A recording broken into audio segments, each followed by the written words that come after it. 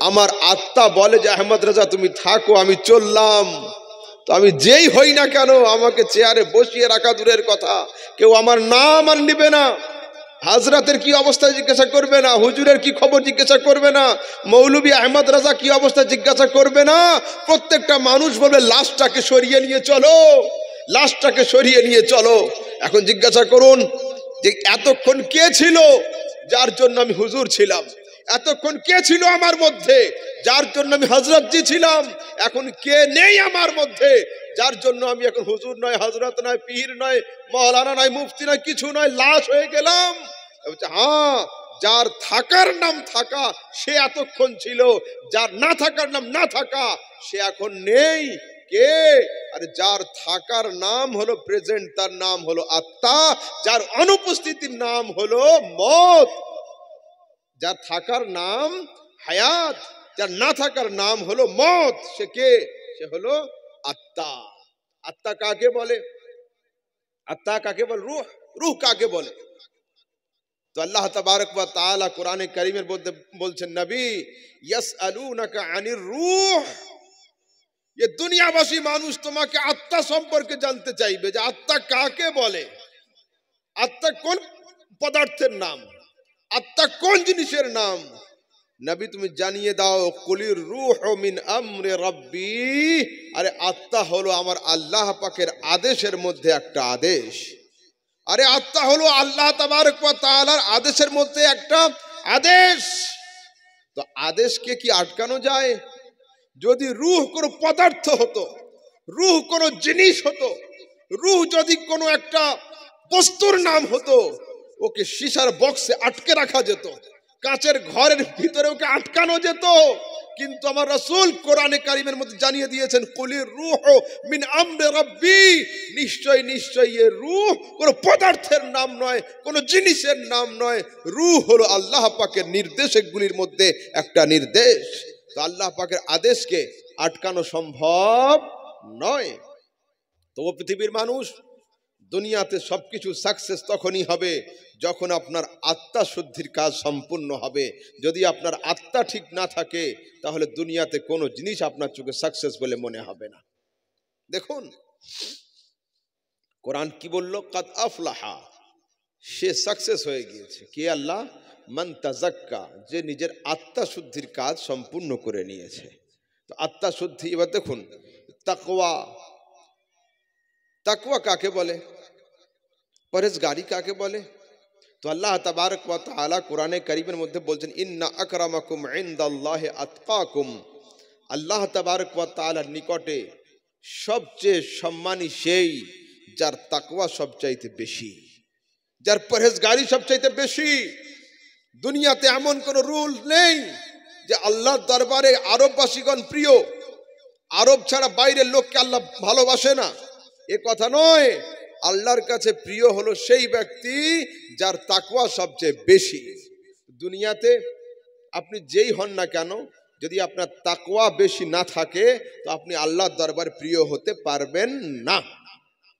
এখন আপনাকে বোঝাই আমি, আমাদের গড় আয়ু কত?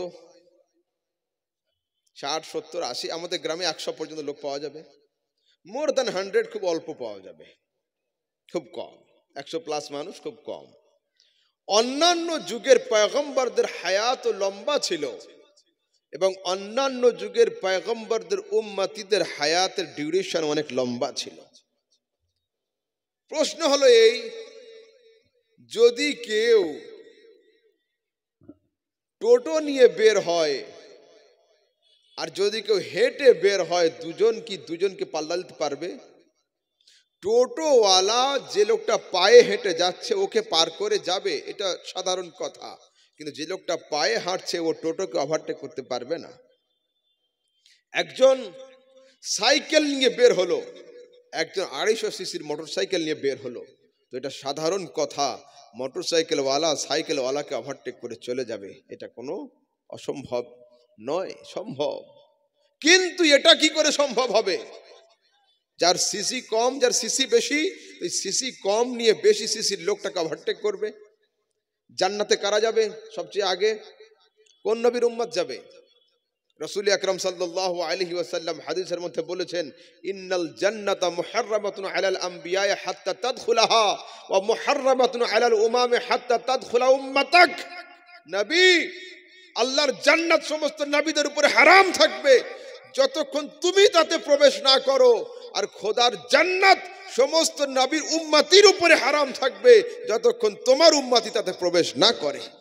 তাহলে কে যাবে আগে জান্নাতে? উম্মতে মুহাম্মাদি যাবে। তো উম্মতে মুহাম্মাদি যদি জান্নাতে আগে যাবে তো উম্মতে মুহাম্মাদির হায়াত লম্বা হতে হবে, নয়তো আমলে বাড়বো কি করে? অন্যান্য নবীদের উম্মতিদের হায়াত ছিল 400 বছর, 300 বছর, 600 বছর, 500 বছর। আমাদের গড় আয়ু 70 বছর, 60 বছর। যদি 100ই হয় তো 100-র মধ্যে হুঁশ আসতে আসতে তো 40 পার হয়ে যায়। মসজিদের মুখ আমরা দেখি না। 40 বছর পরে যখন হাঁটু ঠিকঠাক কাজ না করে, যখন কানে কম শোনা আরম্ভ হয়, চোখে কম দেখা আরম্ভ হয়, আস্তে আস্তে মসজিদের দিকে যাই, গিয়ে ফের ইমাম সাহেবের ভুল ধরার পিছনে 2-5 বছর কাটাই, তারপরে তো নামাজি হই আমরা।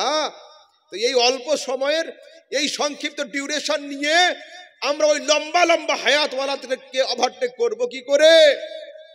আল্লাহ পাক বলছেন, ও পৃথিবীর মানুষ শোনো, আমি তোমাদেরকে সময় তো দিলাম নরমালি, কিন্তু তোমাদের মধ্যে, তোমাদের হায়াতের মধ্যে একটা করে বোনাস দিলাম। কি বোনাস? আল্লাহ 11 মাস আমল করবে, নরমাল সওয়াব পাবে। এই 11 মাস পরে একটা মাস আসবে রমজান, একটা আমল করবে, 70 গুণ বেনিফিট আমল নামাতে লেখা হবে।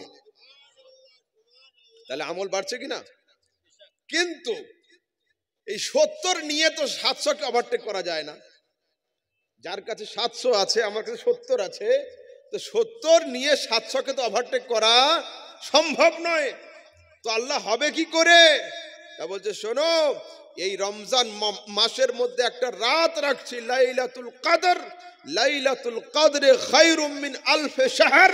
এই এক রাত্রির আমলকে আমি আল্লাহ 1000 মাসের চাইতে উত্তম করে দিলাম। এইবার ওভারটেক হবে কিনা? এইবার পারা যাবে। ওদের কাছে ছিল 700, 400, 300, আর আমাদের কাছে এক রাত্রি জাগরণ 1000 মাসের চাইতে উত্তম। বর্তমানে আমি জানি না, আমার সমাজের কিছু এডুকেটেড ভাই তারা সোশ্যাল মিডিয়ার, মাল্টিমিডিয়ার দিকে তাকিয়ে আহলে সুন্নাতের সমস্ত আকীদার খেলাফ। না শবে বারাত চলবে, না 27 চলবে, না মহরম চলবে, না অমুক, না অমুক, না অমুক, কোনো কিছুই চলবে না। এদের কাছে চলবে কোনটা? টাই পরা, দাড়ি ছাঁটা, আর প্যান্ট আর শার্ট আর কোট লাগানো যে লোকটা সোশ্যাল মিডিয়াতে বলে দিবে, ইউটিউব আর ফেসবুকের উপরে, সেটাই একমাত্র গ্রহণযোগ্য। বাকি দুনিয়ার লোককে এরা নীচ মনে করে। তোমাদের মেন্টালিটিকে কোনো ডাক্তারখানায় গিয়ে ওষুধ খেয়ে মেন্টালিটি চেঞ্জ করতে হবে। তোমাদের ব্রেন গুলোকে ওয়াশ করতে হবে, অন্যথায় তোমাদের সঙ্গে তৌহিদ আর শিরক, বেদাত আর সুন্নাতের মধ্যে যে ভ্রম লেগে রয়েছে মাথার মধ্যে, যেটা শিরক হবে না তৌহিদ হবে, সুন্নাত হবে না বেদাত হবে, এই যে মেন্টালিটি তোমাদের মধ্যে, সুন্নিদের সমস্ত কাজকে তোমরা শিরকের ফতোয়া দাও, বেদাতের ফতোয়া দাও। What is the definition of বিদআত? বিদআত কাকে বলে? শিরক কাকে বলে? আল্লাহ তাবারক ওয়া তাআলা কোরআনে কারীমের মধ্যে বলেছেন, ইন্নাশ শিরকা লাযুলমুন আযীম। নিশ্চয়ই শিরক হলো সবচেয়ে বড় অপরাধ। তো সবচেয়ে বড় অপরাধের জন্য সবচেয়ে বড় শাস্তির দরকার। ভারতের মধ্যে সবচেয়ে বড় শাস্তি কি? ফাঁসি। ফাঁসির নিচে আজীবন কারাদণ্ড, তাই তো? সবচেয়ে বড় হলো ফাঁসি। তো সোমবার দিন ইসলামপুর হাটে গিয়ে আমার সাইকেলের চাকা যদি কারো পায়ে উঠে যায়, এই অপরাধে কি ফাঁসি হবে? হবে? হবে না। কেন? অপরাধ এইটুকু, সাজা এর জন্য এত বড় হয় না। তো আল্লাহর দরবারে হলো শিরক সবচেয়ে বড় অপরাধ। তো কথায় কথায় শিরক হয়ে যাবে?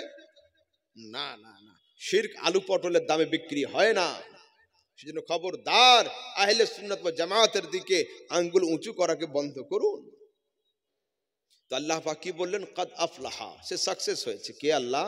মান তাযাক্কা, যে তার আত্মা পরিশুদ্ধির কাজ সম্পূর্ণ করেছে।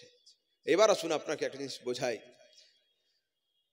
আলোর যে যত কাছে হবে তার ছায়া কিন্তু তত বড় হবে।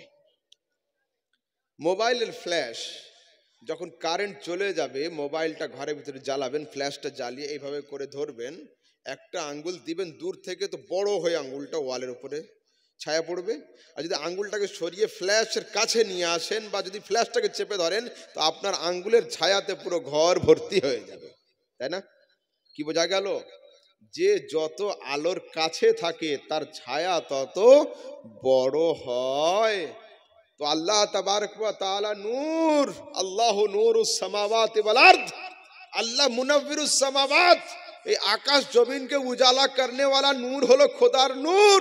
তো হযরতে আদম আল্লাহর কাছে, হযরতে নূহ আল্লাহর কাছে, হযরতে দাউদ আল্লাহর কাছে, হযরতে সুলাইমান আল্লাহর কাছে, সমস্ত পয়গম্বরগণ আল্লাহর কাছে, কিন্তু আল্লাহ পাকের সবচেয়ে কাছে যিনি, তার নাম হলো মুহাম্মদুর রাসূলুল্লাহ। তো মুহাম্মদ রাসূলুল্লাহর ছায়া আদমের উপরে রয়েছে, নূহের উপরে রয়েছে, দাউদের উপরে রয়েছে, ইসমাইল, ইসহাক, আইয়ুব, তালহা, মুসা, জুবাইর, দুনিয়াতে যে আছে, চাই নবী হোক, সাহাবী হোক, তাবেঈ হোক, ওলি হোক, সবার উপরে আল্লাহর রাসূলের ছায়া রয়েছে।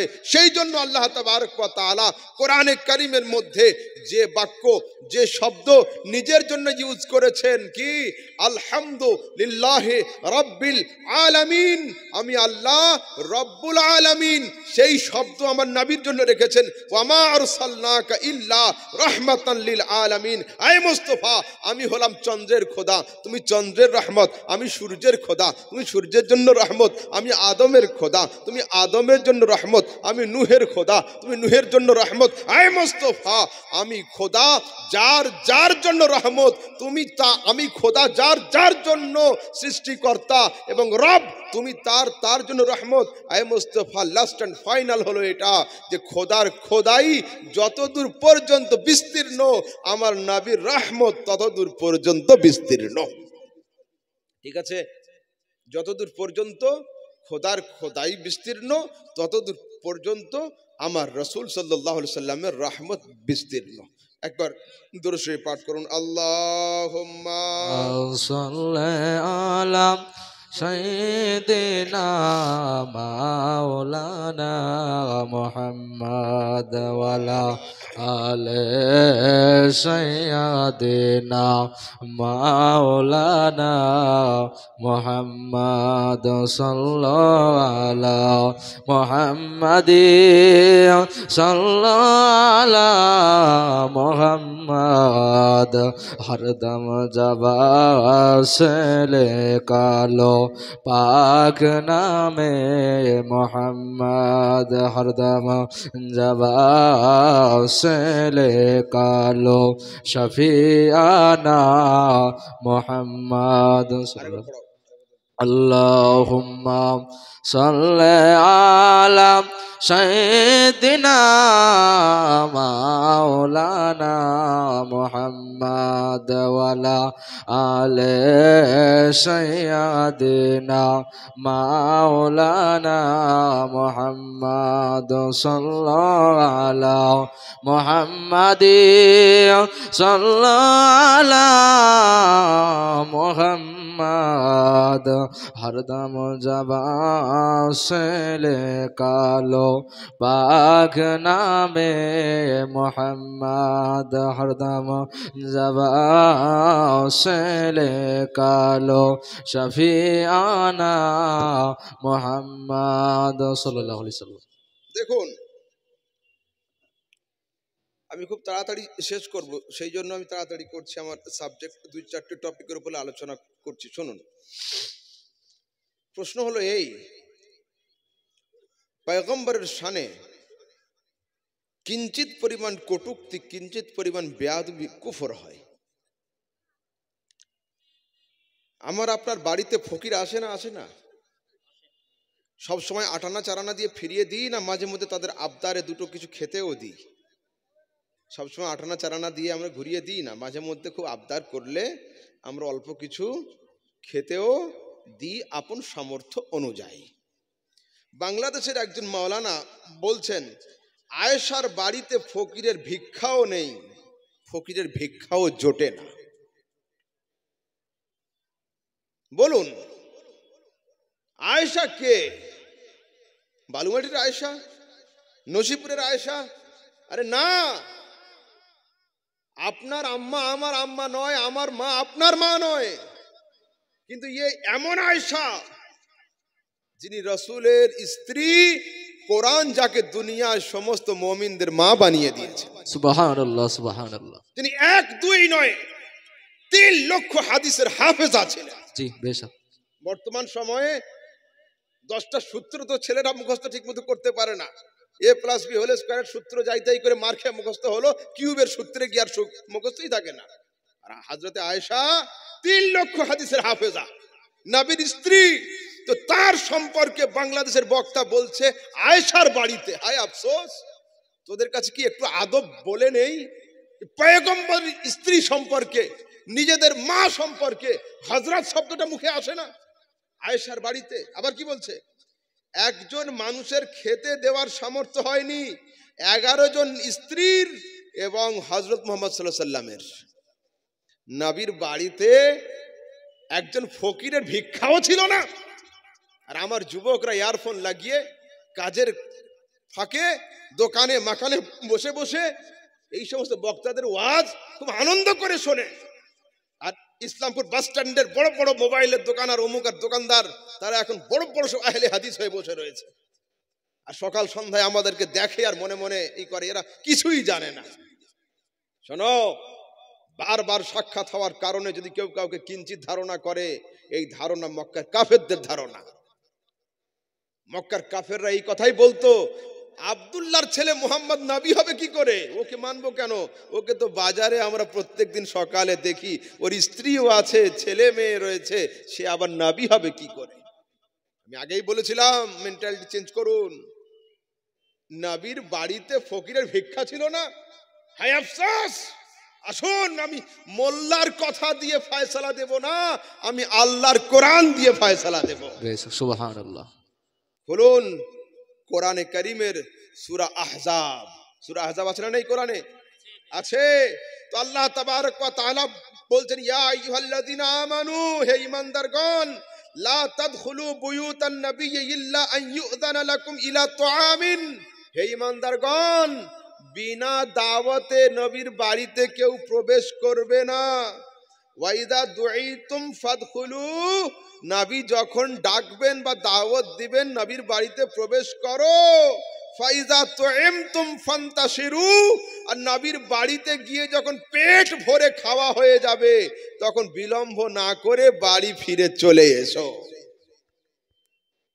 বাংলাদেশি মোল্লা ফতোয়া দিচ্ছে নবীর বাড়িতে ফকিরের ভিক্ষাও ছিল না। আর আল্লাহ সূরা আহজাবের মধ্যে বলছেন, ফাইদা তুইমতুম, নবীর বাড়িতে যখন দাওয়াত পড়ে তোমরা খাওয়া দাওয়া শেষ করবে, তো খাওয়া দাওয়া শেষ করে বিলম্ব করে নতুন করে গল্প জুড়বে না। তোমরা নবীর বাড়ি থেকে বেরিয়ে চলে এসো। সারা দিন আমার রাসূল পরিশ্রম করেন, হয়তো তার একটু আরামের দরকার রয়েছে। সুবহানাল্লাহ। বলুন মানবেন কার? আল্লাহর না মোল্লার? নিশ্চয়ই আমরা আল্লাহর কথা মানব। সূরা আহজাব। আবার আসুন বুখারী শরীফের হাদিস নাম্বার 6088, মুসলিম শরীফের হাদিস নাম্বার 1057। এই হাদিসের মধ্যে একজন লোক এসেছে নবীর দরবারে। একজন লোক এসে বলছে, কালা মুরলি মিন মালিল্লাহ, আয় আল্লাহর রাসূল, আপনার কাছে আল্লাহ পাকের যে ধন সম্পদ রয়েছে তার থেকে আপনার সাহাবীদের আদেশ করুন তারা যেন কিছুটা সম্পদ আমাকে দিয়ে দেয়। বাংলাদেশি মোল্লা কি বলল? যে নবীর বাড়িতে এক ফকিরের ভিক্ষা ছিল না, নবীর 11 জন স্ত্রী এবং আয়েশার বাড়িতেও ভিক্ষা ছিল না। যাদের মুখে আয়েশার শানে হযরত শব্দ বের হয় না, তারা মুসলমান কিসের? ও কি আমাদের বালুঘাটি ইসলামপুরের আয়েশা? সমস্ত মুমিনদের মা, 3 লক্ষ হাদিসের হাফেজা, আবু বকর, ওমর, উসমান, আলী, তালহা, জুবায়ের, রাসূলের বড় বড় সাহাবীরা যখন কোনো মসলার সমাধান খুঁজে পেতেন না, সেই সময় হযরতে আয়েশার দ্বারস্থ হলে উনি চুটকিতে মসলাকে হাল করে দিতেন। সুবহানাল্লাহ সুবহানাল্লাহ। সেই আয়েশা সম্পর্কে, আয়েশার বাড়িতে, হায় আফসোস। নিজেদের জবানকে ঠিক করুন। আর আমার যুবকরা, তোমাদের মেন্টালিটি ঠিক করো, ব্রেনকে ঠিক করো, অন্যথায় তোমাদের ঈমান কবর পর্যন্ত যাবে না। আসুন আরেকটু আগের দিকে যাই। এইবার হিন্দু আর সুন্নি সোশ্যাল মিডিয়া যারা ঘাটাঘাটি করে তারা জানে আমি অল্প সোশ্যাল মিডিয়াতে থাকি, সম্পূর্ণরূপে জিরো ব্যালেন্সের লোক আমিও নয়। তো সোশ্যাল নেটওয়ার্কিং অল্প কিছু হলেও আমার রয়েছে, সোশ্যাল অ্যাক্টিভিটি। তো একজন লিখছে হিন্দু আর সুন্নিদের মধ্যে মিল কি? ভালো করে শোনেন, হিন্দু আর সুন্নি, যেমন আমরা লিখতাম না জীব আর জড়, লিখতাম একটা ওই টাইপের। হিন্দু আর সুন্নিদের মধ্যে লিখছে হিন্দুরা সেজদা করে মন্দিরে, সুন্নিরা সেজদা করে মাজারে। হিন্দুদের লক্ষ লক্ষ মা আছে, সুন্নিদের লক্ষ লক্ষ বাবা আছে। হিন্দুদের দুর্গা আছে, সুন্নিদের দরগা আছে। হিন্দুদের ঠাকুর আছে, সুন্নিদের পীর আছে। হিন্দুদের বার্ষিক পূজা আছে, মুসলিমদের বার্ষিক উরুস আছে। হিন্দুদের জয় বাবা, মুসলিমদের খাজা বাবা। হিন্দুরা নাচে মূর্তির সামনে, সুন্নিরা নাচে কবরের সামনে। হিন্দুদের প্রসাদ আছে, সুন্নিদের তাবারুক আর শিরনি আছে। দরগা পূজা দুর্গা পূজার মধ্যে বেশি কিছু পার্থক্য নেই। এটা কোনো অমুসলিমের লেখা নয়, যে লিখেছে সেও একজন মুসলিম। কিন্তু এই লেখা কোনো মুসলমানের লেখা হতে পারে, কিন্তু সোশ্যাল মিডিয়াতে এর কোনো প্রতিবাদ নেই। আমার সমাজে যে সমস্ত যুবকরা ইউটিউব আর ফেসবুকের পাল্লাতে পড়ে নিজেদের ইমানকে জবাই করে দিচ্ছে, তারাও কিন্তু এই পন্থী হয়ে আসছে। কি দাবি করলো? হিন্দুরা মন্দিরে সেজদা করে, সুন্নিরা মাজারে সেজদা করে। আল্লাহ পাকের ইজ্জতের কসম, দুনিয়াতে কোনো পাগল সুন্নিও মাজারে সেজদা করে না। এবং আমরা একমাত্র আল্লাহ ছাড়া কারোর সামনে মাথা নততে রাজি নয়। এতে ওয়াহাবি হোক, দেওবন্দি হোক, তবলিগি হোক, আহলে হাদিস হোক, লামাযহাবি হোক, ফারাজি হোক, সুন্নি হোক, বেরেলি হোক, দেওবন্দি হোক, এতে আমরা সবাই একমত যে আল্লাহ ছাড়া কারোর সামনে সেজদা করা চলবে না।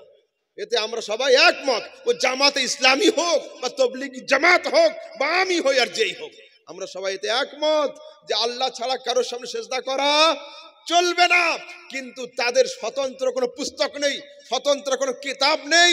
তারা মুখে মুখে বলেছে যে আল্লাহ ছাড়া কারোর সামনে সেজদা করা যাবে না।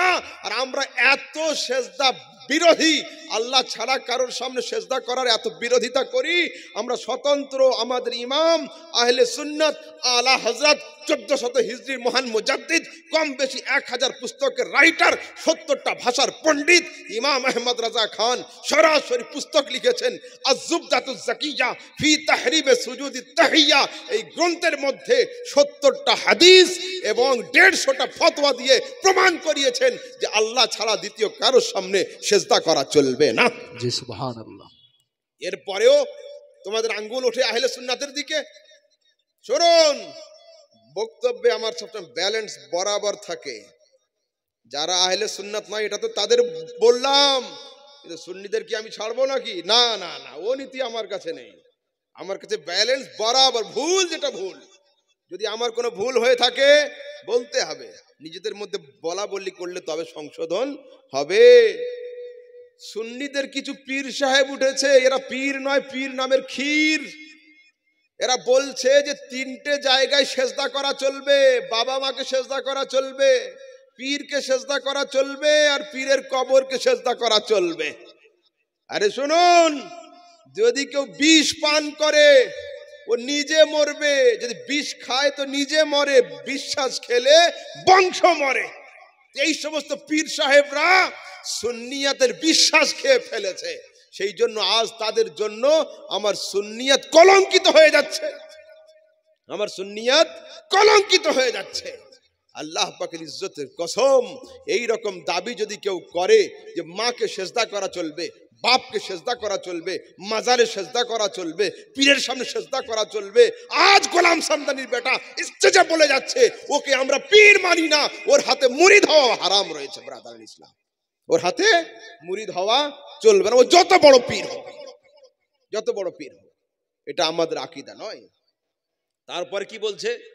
হিন্দুদের আছে লক্ষ লক্ষ মা আর সুন্নিদের আছে লক্ষ লক্ষ বাবা। আচ্ছা, এদের দাবি হলো মানুষের বাপ একটা, ও ছাড়া আর দ্বিতীয় কাউকে বাবা বলা যাবে না। লেখাপড়া না করলে যে অবস্থা হয়, সার্টিফিকেট আমতলা জামতলা থেকে পাশ করা, এরা জানে না কিছুই। আসল পিতা একটাই, যিনি হলেন মায়ের স্বামী, হলো ইনি হলেন একমাত্র পিতা।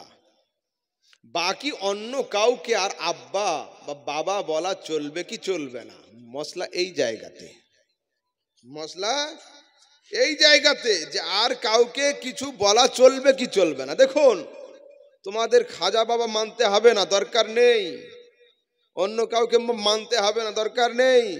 কমসে কম আল্লাহর কোরআনটা খুলে তো দেখো। তোমরা দাবি করছো যে বাবা একজন, মায়ের স্বামী, দ্বিতীয় কেউ আর বাবা নয়। কোরআন খুলে দেখো, আল্লাহ তাবারক ওয়া তাআলা হযরত ইব্রাহিম আলাইহিস সালামকে জাতির পিতা বলেছেন। আছে না নেই? আছে না নেই? আছে। তো ফাদার অফ নেশন কে? হযরতে ইব্রাহিম। তো যদি এরা কোরআনটা খুলে পড়তো হতভাগার দল, তো সুন্নিদের উপরে কমসে কম আঙ্গুল উঁচু করতে পারতো না। এরা বলে বাপ একটা, দ্বিতীয় বাপ আসলো কোথা? আরে ভাই, খাজা বাবা মানতে হবে না, তুমি ছেড়ে দাও, ওটা আমার হিস্সার জিনিস। খাজা বাবা মানা তোমার তকদিরে লেখে নি আল্লাহ, মানতে হবে না তোমাকে, খাজা বাবা আমাকে দিয়ে দাও। কিন্তু বাপ আর কাউকে বলা চলবে না, এই দাবিটাই তো ভুল। কোরআনের মধ্যে আল্লাহ পাক হযরত ইব্রাহিম আলাইহিস সালামকে ফাদার অফ নেশন বলে দিয়েছেন, জাতির পিতা হলেন হযরত ইব্রাহিম আলাইহিস সালাম, কোরআনে আছে। এবার এদের নলেজ কম, আকল কম, বিবেক বুদ্ধি কম, স্টাডি কম, পড়ালেখা কম। এরা সৌদি আরবে গিয়ে কি খোঁজে? মিলাদ কিয়াম সৌদি আরবে খোঁজে। বর্তমান সমাজের একটা বক্তা মমতাজুল ইসলাম না কি নাম আছে, আমার দেশে বাড়ি, উনি ওইখানে ওমরা করতে গিয়ে লাইভ করছে, এখানে ইয়া নবী সালাম আলাইকা নেই, এখানে মিলাদুন নবী নেই আরবে। তো আমরা করব কেন? আরবে যেটা থাকবে সেটা করতে হবে, আরবে থাকবে না করতে হবে না। নবীর যুগে তো আবু জেহেল ছিল, বর্তমান যুগে আবু জেহেল কই? নবীর যুগে তো আবু জেহেল ছিল, তাহলে কি প্রত্যেকটা গ্রামে একটা করে আবু জেহেল হওয়া সুন্নাত হয়ে যাবে নাকি? হ্যাঁ, নবাব সিরাজউদ্দৌলার যুগে তো মির্জাফর ছিল, তো গ্রামে গ্রামে মির্জাফর কই? ওটা নয় আমাদের থিওরি, মক্কা নয় আমাদের থিওরি, মদিনা নয়। আমরা মদিনাকেও ফলো করি না, মক্কাকেও ফলো করি না। আমাদের ফলো করার জিনিস হলো দুটো। আমার রাসূল ইন্তেকাল করার আগে বলে গিয়েছেন, ইন্নী তারিকুম ফিকুম সাকালাইন, আরে আমি তোমাদের মধ্যে দুটো ভারী ওজনওয়ালা মজবুত জিনিসকে ছেড়ে যাচ্ছি। একটার নাম হলো আল্লাহর কোরআন, আর আরেকটার নাম হলো আমার সুন্নাত বা হাদিস। তো আমরা ডান হাতে কোরআন রাখি, বাম হাতে হাদিস রাখি। মক্কা যেদিকে যাক, মদিনা যেদিকে যাক, সৌদি আরব যেদিকে যাক, আমাদের দেখার কোনো প্রয়োজন নেই। আমরা আরবকে দলিল বানাই না, আমরা আরবকে দলিল মানি না। যদি আরবকে দলিল মানাতে হয় তো আগামী কালকের বা যাদের হাতে এখনই মোবাইল আছে, গুগল খোলো, লেখো মাওলানা কালবানি। এক সময় আরবের 1 কোটি মানুষের ইমাম হতেন তিনি।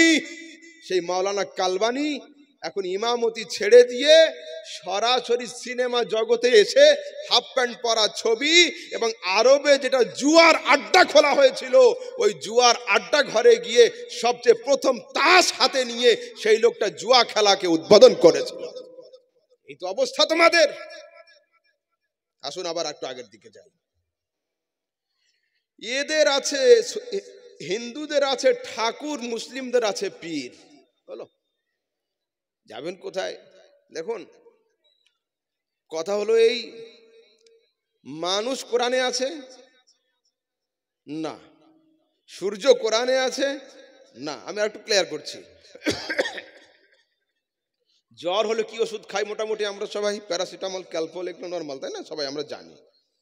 তো একজন লোক হোমিওপ্যাথি ওষুধের বই হাতে নিয়েছে, নিয়ে ওতে ক্যালপলের নাম খুঁজছে সারাদিন ধরে, আর প্যারাসিটামল বই আছে হাতে, হোমিওপ্যাথি খুঁজে পায়নি।